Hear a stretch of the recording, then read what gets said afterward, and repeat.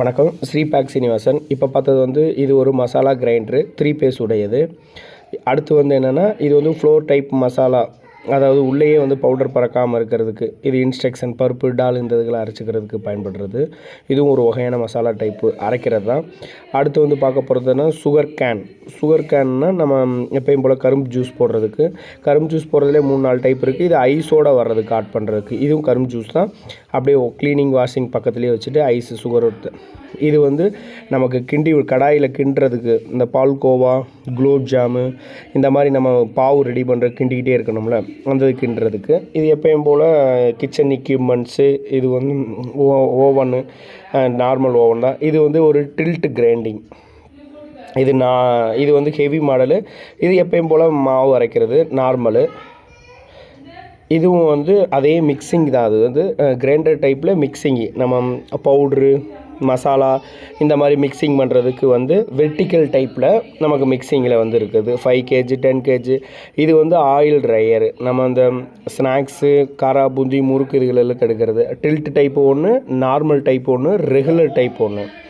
நம்ம oil try. இது வந்து எப்பயும் போல் கட்ரு. இது வந்து எலக்ட்ரிக் கடாய், நம்ம எலக்ட்ரிக் அடுப்பு. இது வந்து அதே தான் மசாலா இந்த மாதிரி பவுடர்ஸ்களை மிக்ஸ் பண்ணி வெளியே தள்ளுறதுக்கு. ஃபார் எக்ஸாம்பிள் 2 மசாலா மூசம். இது வந்து சமோசா சீடிங் மிஷினு, அதாவது சமோசாவுக்கு மாவை வந்து சப்பட்டையாக நசுக்கி விட்டுறதுக்கு பயன்படுறது. இது ஃபுல்லாக cutter, potato cutter. 5 kg 10 kg 15 kg kilo போடுறதுக்கு பொட்டேட்டோ ஸ்லைசர் மிஷின். இதெல்லாம் நம்ம ஒவ்வொன்றும் ஒவ்வொரு சைஸில் போட்டுக்கலாம், எவ்வளோ கேஜி வேணுமோ. இதெல்லாம் வந்து 15 kgs, இது 75 kgs, இதெல்லாம் 80 kgs. இந்த மாதிரி நம்ம பொட்டேட்டோக்குள்ளே போட்டு ஸ்லைசிங் பண்ணுறதுக்கு. இது வந்து பால்ஸ், அதாவது எப்படின்னா உருண்டை உருட்டுறதுக்கு. ஃபார் எக்ஸாம்பிளுக்கு வந்து நம்ம லட்டு, இந்த மாதிரி சீடை, இந்த மாதிரி சின்ன சின்ன ஐட்டங்களை உருட்டி போடுறதுக்கு ஸ்நாக்ஸுக்கு. இது வந்து அப்படியே சீடர் மிஷின்ஸு. அந்த நம்ம தோசை, சப்பாத்தி, ரெடிமேட் சப்பாத்தி மாவு போட்டு புஷ்ஷுன்னு ஊற்றி நமக்கு இதே பண்ணி சப்பாத்தியாகவே ரெடி பண்ணி கொடுத்துரும். இது வந்து அது மேனுவலு. இது கன்வே டைப்பு.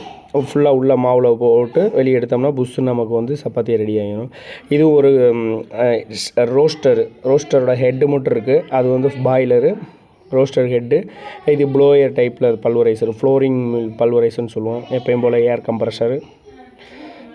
இது வந்து மிக்சிங் தான். இதுவும் ஒரு மிக்சிங். இது பிளண்டர் மிக்சிங் மாதிரி. ஃபார் எக்ஸாம்பிளுக்கு நம்ம மசாலாவை மிக்ஸ் பண்ணுறதுக்கு, பவுடர்களை மிக்ஸ் பண்ணுறதுக்கு, இட்லி மாவுகளை மிக்ஸ் பண்ணுறதுக்கு. மிக்சிங்னு வந்துட்டாலே ஒவ்வொன்றும் ஒவ்வொரு ப்ராசஸ் நடக்கும். அது ஒவ்வொன்றுக்கு ஏற்ற மாதிரி நம்ம பண்ணி கொடுப்போம். இது சின்ன size, small size, regular size, normal size, இந்த மாதிரி எல்லாமே ஒவ்வொன்றும் இருக்கும். இது வந்து ட்ரே சொல்லுவோம்ல, உள்ளே வச்சு ட்ரே வச்சு ஓவன், இட்லி அந்த மாதிரி ஹீட்டர் ஸ்வீட்ஸு இந்த மாதிரிகளை வைக்கிறதுக்கு 24 ட்ரே, 64 ட்ரே, 12 ட்ரே, 15 ட்ரே, அந்த மாதிரி ஒவ்வொன்றும் ஒவ்வொரு ட்ரேயில் மெத்தடில் இருக்குது. உங்களுக்கு எத்தனை ட்ரேயில் வேணுனாலும் அந்த ட்ரேயில் ரெடி பண்ணி கொடுத்துக்கலாம். இதெல்லாம் பல்வரைசர் பேக் சைடு. இது டவுன் நீடரோடது.